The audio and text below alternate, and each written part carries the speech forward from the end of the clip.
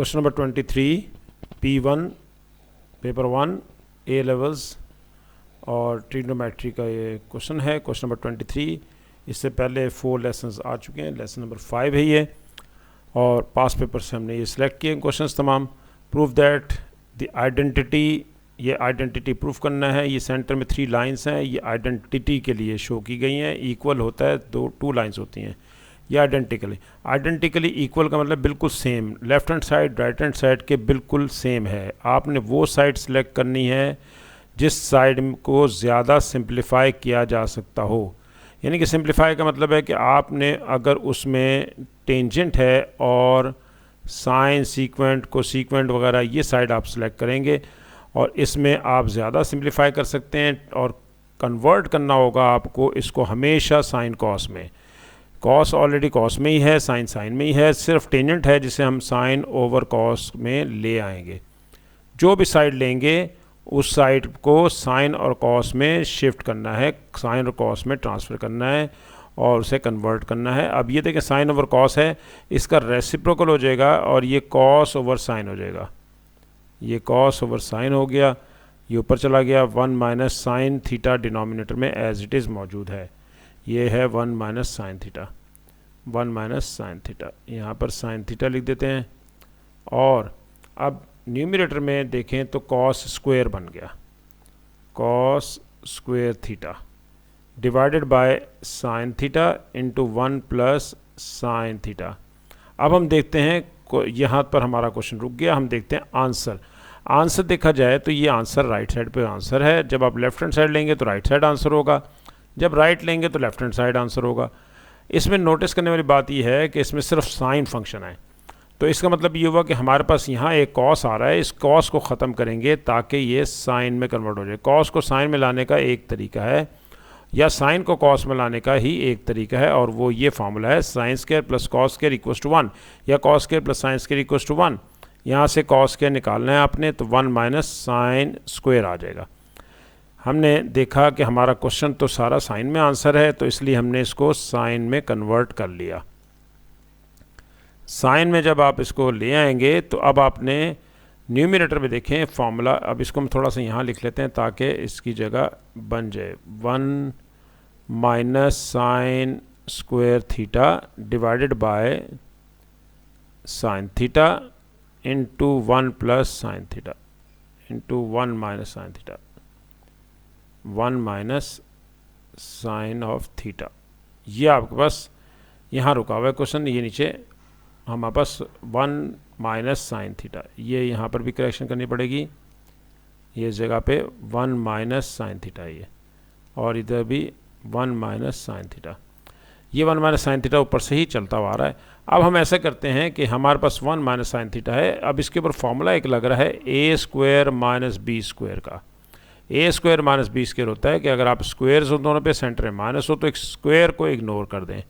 ए minus B और ए plus B 1 time add करेंगे, second time subtract करेंगे। इसी तरह से 1 माइनस साइन स्क्वायर थीटा है, इसके ऊपर स्क्वायर है और 1 स्क्वायर तो 1 ही होता है, दोनों पे स्क्वायर है, सेंटर में माइनस है, तो हम 1 टाइम इन्हें ऐड करेंगे 1 प्लस साइन थीटा, और सेकंड टाइम सब्ट्रैक्ट करेंगे 1 माइनस साइन थीटा।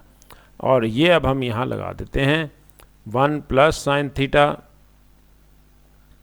और 1 माइनस साइन थीटा। क्योंकि आंसर में साइन स्क्वायर नहीं आ रहा, इसलिए हमने हमेशा इसको इस तरीके से आंसर को देख के चलना है। ये दोनों कैंसिल हो गए, अब रह गया आपके पास 1 plus sine theta divided by sine theta. हम इसे अब सेपरेट कर लेते हैं, 1 ओवर साइन थीटा के साथ अलग, और plus sine theta over sine theta ये सेपरेट। ये कैंसिल हो गया, 1 पे कैंसिल होगा ये, और रह क्या गया जी आपके पास 1 प्लस 1 ओवर साइन थीटा। यही आपका राइट हैंड साइड है और ये आंसर निकलाया। साइन थीटा कैंसिल हो गया था, 1 रह गया था, 1 प्लस 1 ओवर साइन थीटा, यही राइट हैंड साइड है। 3 मार्क्स का ये क्वेश्चन था। नेक्स्ट क्वेश्चन है, नेक्स्ट पार्ट है, इसमें वो कह रहा है इसको सॉल्व करें। सॉल्व करने से पहले आपने ज़रूर देख लेना है कि क्या ये वही वैल्यू है जो आपके पार्ट 1 में थी। पार्ट 1 में आपके पास था cos theta over 1 ten theta into 1 minus sine theta, और ये भी ऐसा ही है, और वो इक्वल आया था आंसर, आइडेंटिकली इक्वल, यानी कि बिल्कुल सेम, चाहे वो ले लें या फिर राइट हैंड साइड ले लें, एक ही बात है। इसलिए हम आइडेंटिटी को ले रहे हैं। अब हम इसकी राइट हैंड साइड हमारे पास आई थी आंसर, हम पहले इसको लिखते हैं cos theta divided by ten theta into 1 minus sine theta equals to 4 है। इसका आंसर आ चुका है, वो है 1 + 1 ओवर साइन थीटा। ये पार्ट 1 में आंसर आया था, यानी कि पार्ट 1 में आइडेंटिटी हम प्रूफ कर चुके हैं, तो ये एक इसके इक्वलेंट है। एक बात, दूसरी बात ये है कि यहाँ पर है 0 से लेकर 360 तक, इसका मतलब ये हुआ कि 4 क्वाड्रेंट्स हैं, 1 2 3 4, इनमें से कहीं पर है, क्योंकि 0 से शुरू हो रहा है और 360 से तक लेके जाना है 1 राउंड। अब यहाँ पर हमने इनके 4 क्वाड्रेंट्स में से देखते हैं कि क्या पोजीशन बनती है। सबसे पहला काम तो हम ये करते हैं, 1 over sine theta as it is 4 - 1, 4 - 1 होता है 3। अब आप ये कर सकते हैं कि साइन थीटा को राइट पे ले आएँ और 3 को अब आप डिवाइड कर दें। साइन थीटा का आंसर आ रहा है 1/3। साइन थीटा 1/3 के इक्वल है, साइन थीटा का आंसर है 1/3। ये पॉजिटिव है, ग्रेटर देन 0 है, और ग्रेटर देन 0 ये होता है फर्स्ट क्वाड्रेंट में और सेकंड क्वाड्रेंट में। अब वो 4 क्वाड्रेंट्स थे, हमने उनमें से 2 क्वाड्रेंट हमारे पास रह गए हैं, एक फर्स्ट और सेकंड में आंसर आएगा। हम थीटा निकालने के लिए हम साइन इन्वर्स कर देते हैं 1/3। साइन इन्वर्स 1/3 जब हम करते हैं तो हमारे पास इसकी वैल्यू आती है साइन इन्वर्स 1/3 की 19.5 डिग्री। फर्स्ट क्वाड्रेंट का आंसर आ गया आपके पास, ये फंडामेंटल हो गया 19.5 डिग्री। हमें सेकंड में भी चाहिए, सेकंड में तो 180 में से माइनस करेंगे तो सेकंड में आएंगे वापस, तो इसी एंगल को हम 180 से सब्ट्रैक्ट कर देते हैं 19.5 को। जब 19.5 को 180 में से सब्ट्रैक्ट करेंगे तो हमारे पास आंसर आएगा 160.5, और यही इसका आंसर है सेकंड क्वाड्रेंट में। और अब हम देखते हैं नेक्स्ट क्वेश्चन। क्वेश्चन नेक्स्ट है हमारे पास 24। क्वेश्चन 24 भी आइडेंटिटी है और वो प्रूफ करनी है आपने लेफ्ट हैंड साइड को राइट हैंड साइड के इक्वल। तो मुझे लेफ्ट हैंड साइड ज़्यादा सिंप्लीफाई होती हुई दिखाई दे रही है, तो हम लेफ्ट हैंड साइड ले लेते हैं। लेफ्ट हैंड साइड में अगर आप देखें तो यहाँ पर टेंजेंट है। हम सबसे पहला काम ये करेंगे कि टेंजेंट को साइन और कॉस में लेकर आएंगे। कोई भी साइड आप लें उसे आपने साइन कॉस में लेकर आना है। टेंजेंट है sine theta over cos theta, कभी भी क्वेश्चन आपका रुकेगा नहीं। अब आप इसे इस तरह से लिख सकते हैं 1 over sine theta minus cos theta over sine theta. ये अब आपने रेसिप्रोकल ले लिया इसका, क्योंकि 1 ओवर था तो रेसिप्रोकल हो गया। इसका हम ले लेते हैं एलसीएम। एलसीएम हमारे पास आ रहा है साइन थीटा ही एलसीएम आ रहा है। साइन थीटा एलसीएम आ गया, 1 माइनस कॉस थीटा ऊपर आ गया, होल स्क्वायर। स्क्वायर्स को अलग कर दें, 1 minus cos theta whole square separate कर दें, divided by sine square theta अलग कर दें। अब हम इस आंसर को हम ऊपर लिख लेते हैं यहाँ पर अपने पास, ताकि यहाँ इस जगह पे है और वो आंसर निकाल सकें। 1 minus cos theta whole square divided by sine square. यहाँ पहुँच के अब आपका क्वेश्चन रुक जाता है। यहाँ से आपने अपने क्वेश्चन के आंसर को देखना है कि आंसर आपका लेफ्ट क्या है। वो आंसर आपका राइट हैंड साइड है। लेफ्ट हैंड साइड आपने लिया था, राइट हैंड साइड इसका आंसर है, और आंसर को देखा जाए तो वो किस फंक्शन में है, सिर्फ कॉस में। तो इसका मतलब ये हुआ कि डिनोमिनेटर में जो साइन है हमें उसको ख़त्म करना है, उसको चेंज करना है, हमने उसको कॉस में लाना है। कॉस में लाने का वही एक तरीका है, और क्या, वो जो अब आपने पार्ट 1 में किया था, sine square plus cos square equals to 1 होता है। यहाँ से साइन स्क्वायर की वैल्यू निकाल लें, which is 1 minus cos square. ये वैल्यू मैंने लगा दी है। अब 1 टाइम ऐड और सेकंड टाइम सब्ट्रैक्ट कर सकते हैं, क्योंकि आंसर में कॉस स्क्वायर नहीं आ रहा। तो अब हम इसे जैसे 1 square minus cos theta square, मैंने आपको समझाने के लिए इस तरह लिखा है। 1 डायरेक्ट भी कर सकते हैं। 1 टाइम आपने इन दोनों को सब्ट्रैक्ट करना है और सेकंड टाइम आपने इसको ऐड करना है। न्यूमरेटर में कुछ चेंज नहीं करना आपने, वो एज इट इज़ रहेगा। ये इससे कैंसिल हो गया और आपका आंसर आ गया, यही इसकी राइट हैंड साइड है। आंसर आ गया 1 minus cos theta divided bye 1 plus cos theta. ये आपने प्रूफ कर दिया, यही राइट हैंड साइड है। ये हमारे पास आ गया राइट हैंड साइड। और अब है इसी को वो कहता है कि सॉल्व करें, hence solve the equation. Solve the equation, same वही इक्वेशन है आपके पास, और ये आपको पता है कि ये इक्वल है राइट हैंड साइड के।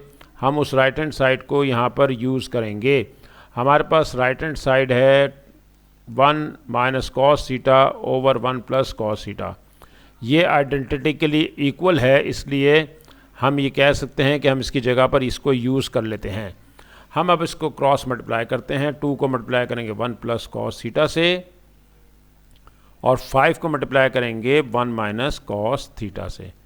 अब हम मल्टीप्लाई करते हैं, ब्रैकेट ओपन करते हैं, 2 प्लस 2 कॉस थीटा और 5 minus 5 cos theta. Cos theta को क्योंकि फाइंड आउट करना है तो इसको लेफ्ट हैंड साइड पे ले आते हैं ताकि आपके पास कॉस निकाला जा सके। 5 माइनस 2, 2 राइट पे चला गया, 5 माइनस 2 हो गया। 5 प्लस 2 7 कॉस थीटा बन गया।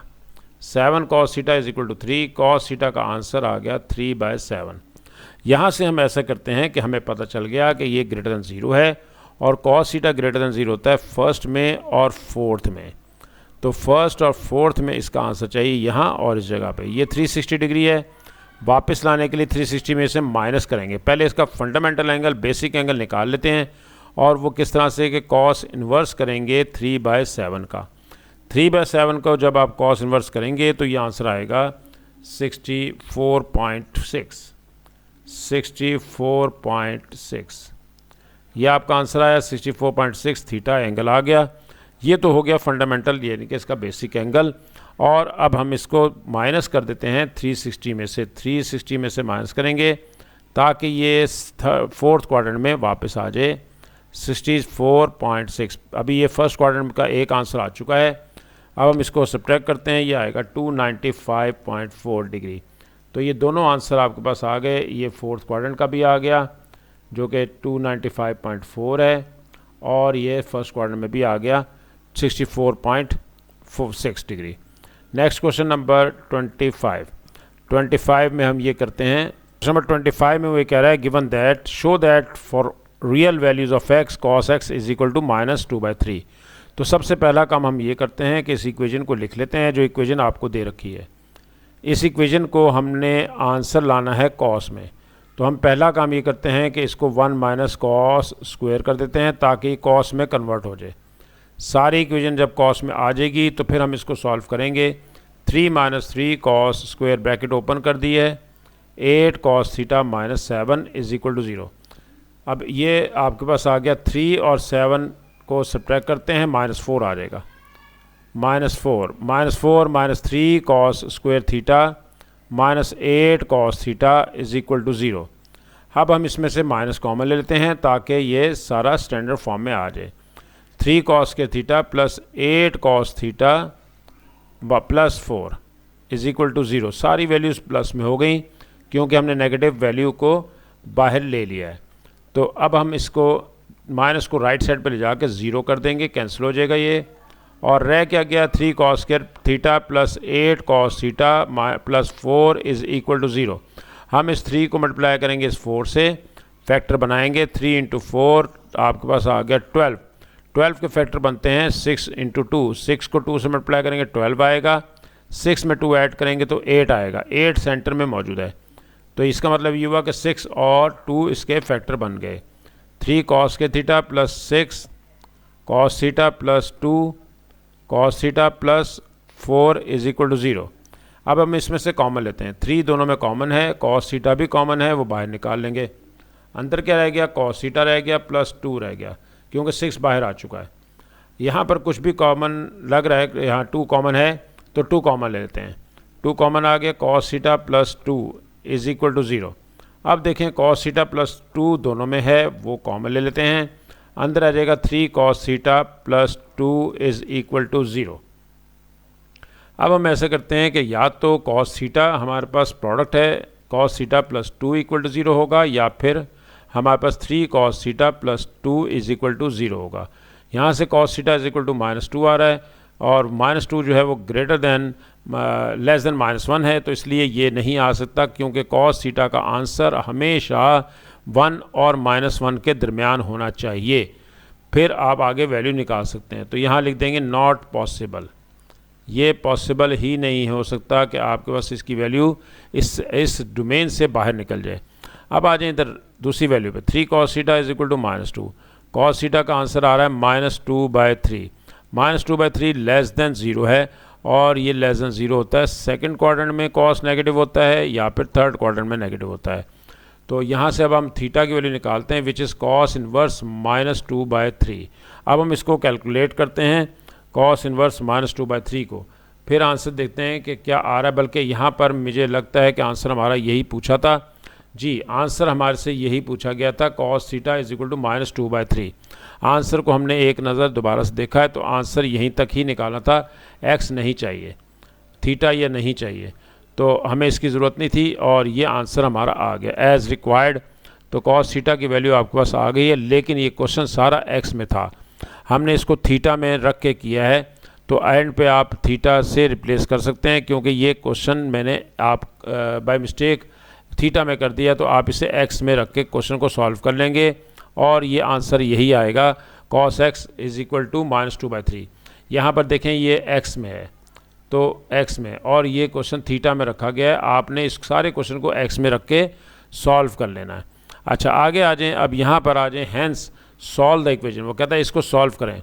अगर पिछले क्वेश्चन में और इसमें देखें फ़र्क क्या है, वहाँ पर है 3 sin² x -8 sin x और -8 cos x -8 cos x -7 is equal to 0। ये हमारे पास है 3 sin² x -8 cos x -7 is equal to 0, ये हमारे पास है। और इसका आंसर हमने निकाला था अभी, cos x is equal to -2/3, ये वहाँ पर आंसर निकल चुका है। अगर यहाँ देखें तो यहाँ पर x को रिप्लेस कर रहा है थीटा प्लस 70, तो इसका मतलब ये हुआ, और क्वाड्रेंट जो है वो आपके पास ये क्वाड्रेंट है फर्स्ट क्वाड्रेंट और सेकंड है, क्योंकि 180 तक है। एक बात, दूसरी बात ये कि अब हमें क्या करना है, हमें ये करना है कि थीटा की वैल्यू थीटा प्लस 70 है, तो आप पहले इसमें थीटा प्लस 70 के डोमेन निकाल लें, 70 इसमें ऐड कर दें, 70 यहाँ ऐड किया, 70 आपने इसमें ऐड किया, 70 आपने आगे ऐड कर दिया, सब में 70 ऐड कर दिया, तो ये डोमेन बन रही है 70 से थीटा प्लस 70 की डोमेन आ रही है 250। तो 250 तक आपके पास 70 से लेकर 250 तक की डोमेन है। इसका मतलब ये हुआ कि आपके पास ये वन क्वाड्रेंट फर्स्ट भी है, क्वाड्रेंट सेकंड भी है, क्वाड्रेंट आपके पास थर्ड भी है, तो कहीं पे भी हम पूछ सकते हैं। अब ये हमारे पास जो है cos x है, यहाँ पर इस वैल्यू में जिसमें x रखा था आपने, वहाँ पर cos x का आंसर है -2/3। लेकिन अगर आप रखते हैं साइन, यहाँ पर लिखते तो मैं आपको 3 sin² theta plus 70 -8 cos of theta plus 70 -7 is equal to 0, ये हमारा क्वेश्चन है। जबकि पिछला क्वेश्चन था वो 3 sin² x -8 cos x -7 is equal to 0, और इसका आंसर आया था cos x is equal to -2/3। तो इस तरह से हमारे पास यहाँ पर जो आंसर आएगा वो cos of theta plus 70 is equal to -2/3। सिर्फ आपको रिप्लेस करना है x को थीटा प्लस 70 से, बाकी उसका आंसर आ चुका है, ये आंसर आ चुका है। आपने सिर्फ रिप्लेस करना है थीटा x को थीटा प्लस 70 से, और ये लेस देन 0 है। लेस देन 0 हमें पता है सेकंड क्वाड्रेंट में होता है और थर्ड क्वाड्रेंट में कॉस नेगेटिव होता है। अब हम ऐसा करते हैं, थीटा प्लस 70 लेते हैं और यहाँ पर कॉस इन्वर्स -2/3 कर देते हैं। कॉस इन्वर्स -2/3 की वैल्यू हमारे पास आती है, वो यहाँ लिख लेते हैं, कॉस इन्वर्स -2/3 होता है -0.67 के, और अगर अब हम इसका आंसर निकालें तो ये 131.8 आता है। थीटा प्लस 70 का आंसर आपके पास ये आ गया, जबकि उसमें थर्ड क्वाड्रेंट में भी रिक्वायर्ड है। तो हम थर्ड क्वाड्रेंट में लाने के लिए हमें क्या करना पड़ता है, हमें ये करना पड़ता है कि हम इसमें 180 में ऐड कर देते हैं, 180 में 131.8 डिग्री ऐड कर देंगे ताकि ये थर्ड में आ जाए। तो अब क्योंकि ये सेकंड में है और थर्ड में लाने के लिए आपने इसको ऐड कर दिया, आगे चले जाएंगे और यानी कि इसी एंगल को जो कि बेसिक एंगल है, पहले फंडामेंटल एंगल, हमारे पास फंडामेंटल एंगल इसका हम निकाल लेते हैं। ये 131 जो है वो इसका फंडामेंटल एंगल नहीं है, इसको फर्स्ट क्वाड्रेंट में हम देखते हैं क्या है। 47.9 है इसका फंडामेंटल एंगल है, 47.9। तो 47.9 आपने 180 में ऐड करना है ताकि ये थर्ड क्वाड्रेंट में आ जाए 47.9, ये इसका फंडामेंटल है।